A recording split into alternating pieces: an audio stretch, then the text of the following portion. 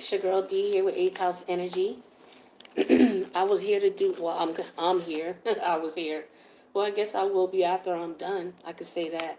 But right now, I'm staying here to talk to you about the card sign energies and how they're going to be affected with this Scorpio new moon.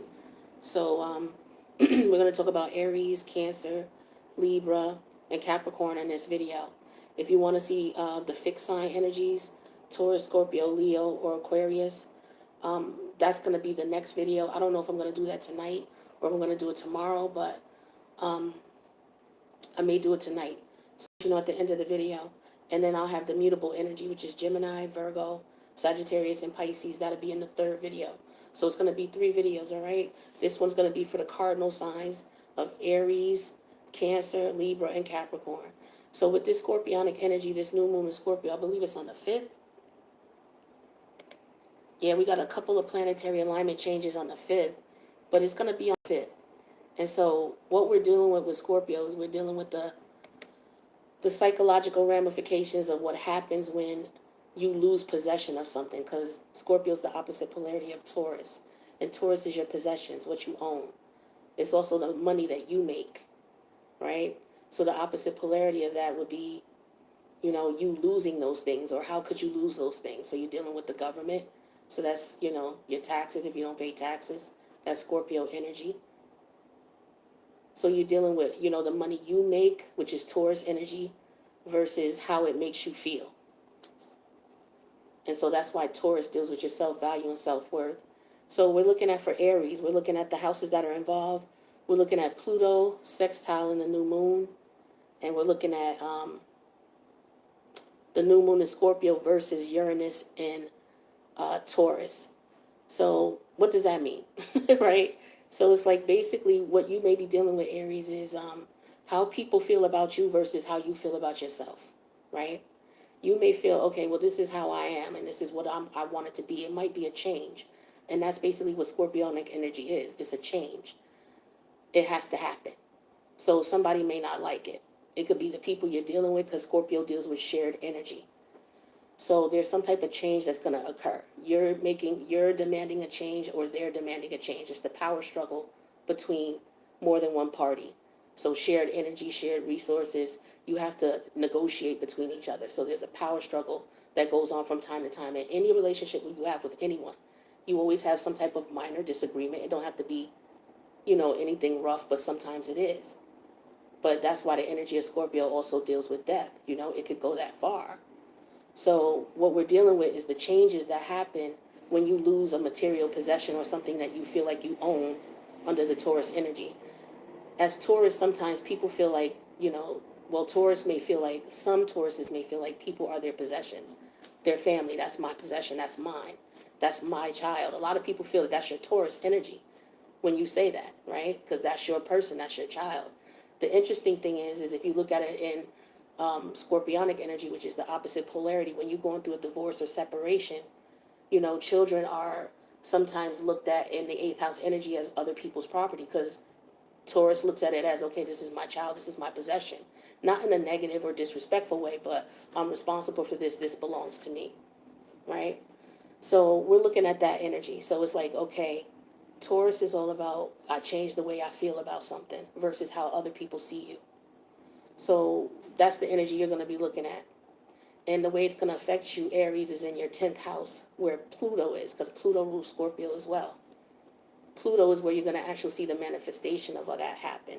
So it's going to be in your 10th house, so it's going to be like your reputation. Now people are going to see you as whomever. A good example of this is Kyrie Irving. I don't know what changed with him since the last time I was checking on his situation, but, he didn't decide to go to the doctor. In New York, if you're going to play for New York, the basketball team, you have to go to the doctor. He decided not to. So as a result, they didn't want him playing, so he wasn't able to play. So that's a pure example of the 8th house versus the 2nd house for Aries, right? The new moon versus Uranus and Taurus. Taurus is how you feel about things, and it's going to oppose how other people feel about things, because the 8th house is other people's energy. So that's how Aries is going to be dealing with it. So with Pluto, In Capricorn, that's where it's going to manifest. So you want to look at where Pluto is, because Pluto's also ruled by Scorpio. So Pluto's in the 10th house for Aries. So as a result of Kyrie Irving standing his ground,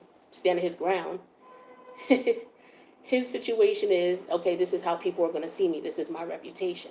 That's what the 10th house deals with. So that's an example of what you could be dealing with. Your view of things versus other people's view of things, the people that you have to deal with.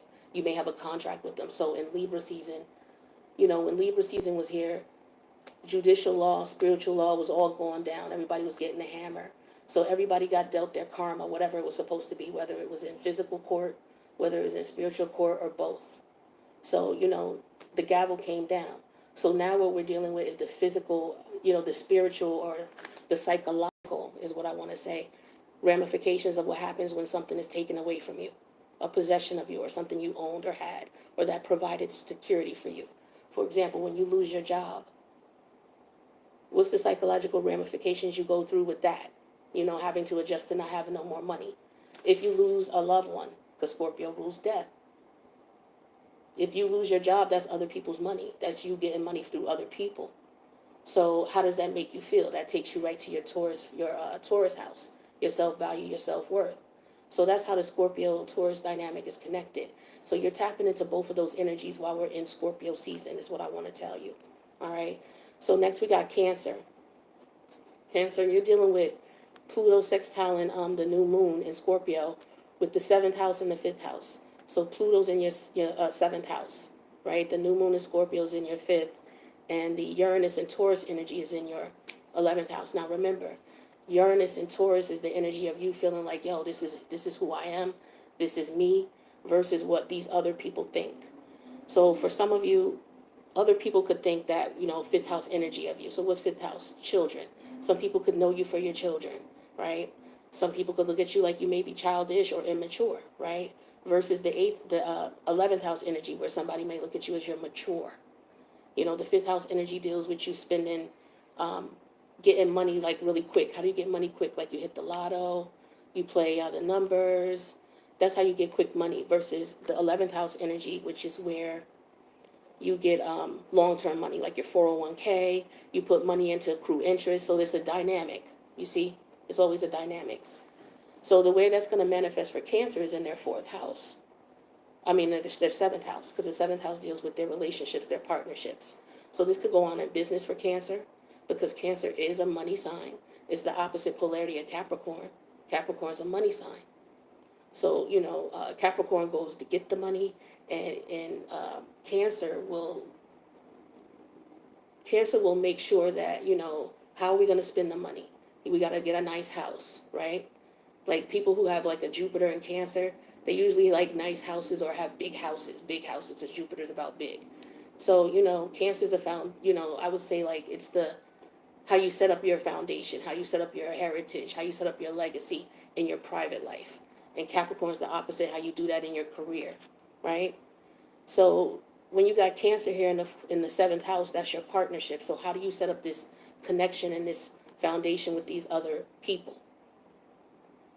These people look at you as either if you're too immature, so they don't want to work with you, or, they may say, okay, you know what? The 5th house deals with love affairs, right? Romantic affairs, versus the 11th house, which deals with like your long-term partner.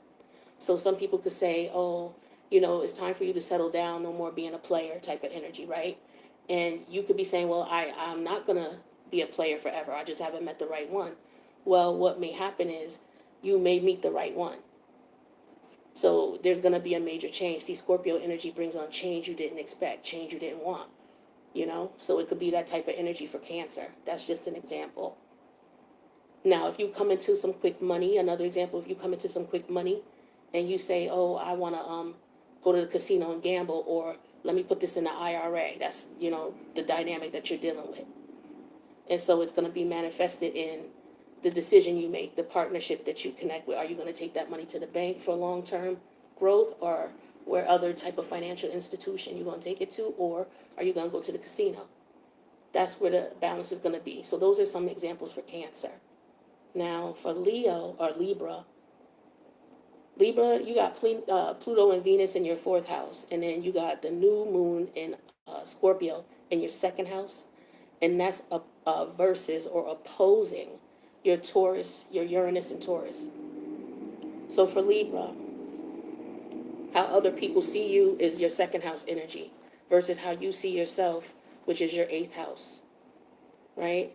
So when we're dealing with the second house, we're dealing with, how people see you as far as what is valuable to you, what's important to you, you know? And what we look at physically, what we can see when we're looking at someone, how do I know what's important to you? Well, I can look at the way you're dressed. I can look at the type of shoes you wear, the type of clothes you wear. Do you wear expensive clothes? What type of clothing? That's Taurus energy.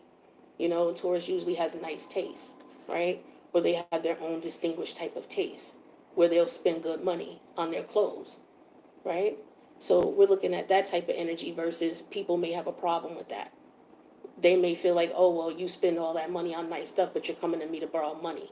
So maybe somebody won't let you borrow money anymore, and maybe you needed that money. Now you're going to have to figure out what you're going to do now that you can't get that money. Maybe you needed that money to move into a new apartment. What you have to do now is look at, okay, this is how I got to deal with it. So for some of you, it's going to affect your house. It's like you may have split up from a partner. Some of you in Libra season, when the hammer was being brought down, maybe it was you going through a divorce, right? So now with the new moon in your second house, you're looking at, okay, how much money am I going to have to be able to live now? This person who was taking care of me or who contributed significantly to our financial luxury life or well-to-do life is now, going away and going their separate way. How am I make money? How am I survive? How am I keep up that lifestyle? The psychological change of not being able to do that anymore, that's scorpionic energy.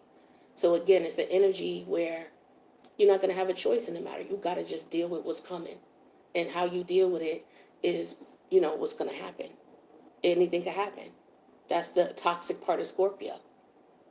And keep in mind, we're dealing with death energy as well. So physical death. So, it is what it is.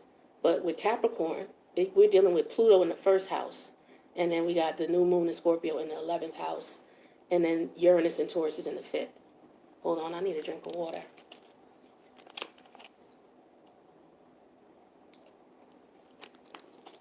Dry hand here. So Pluto is in Capricorn's first house. So Pluto is all about death and rebirth. There's some type of physical change that's going to happen there. But where it's going to start for Capricorn is in their 11th house versus their 5th house. So the 11th house would be how other people see you. So people see you as somebody who maybe you don't act the way you used to act no more, or it could be that maybe people don't like the way that you conduct yourself. Maybe you want to wear your hair in a certain color, and people would think, yo, you should outgrow that. You shouldn't wear it that way anymore. And you're like, look, if I want to wear green hair, I want to wear green hair. So you can have people around you, like your friends, because 11th house energy, who may have something to say about the color of your hair. And with your 5th house energy, you tapping into your creativity. It's like, oh, I want to wear green. This is my creative energy. But where you're going to see that manifested, the physical manifestation of it, is in your first house. That's how people see you. So you're going to be judged on any type of change you make to yourself aesthetically. But I feel like you want to make that change anyway, so go ahead and do your thing. That's the whole thing with Capricorn, right? So some of you may be facing that type of situation with the scorpionic energy. But it's basically people looking at you as in one way, and you're telling them, and they're trying to treat you that way. And you have to let them know, no, it's not like that no more. We're all going to be faced with that in some way, shape, or form. So that's what I got for the cardinal signs. So hopefully that made some sense to you guys. I didn't want to keep it make it too long, but I didn't want to underplay the complexity of it either. I just wanted to try to make it as simple and as to the point as possible. But of course, things go much deeper, right? So with that being said, I hope you guys enjoyed the info, and just be careful out here with Scorpio season.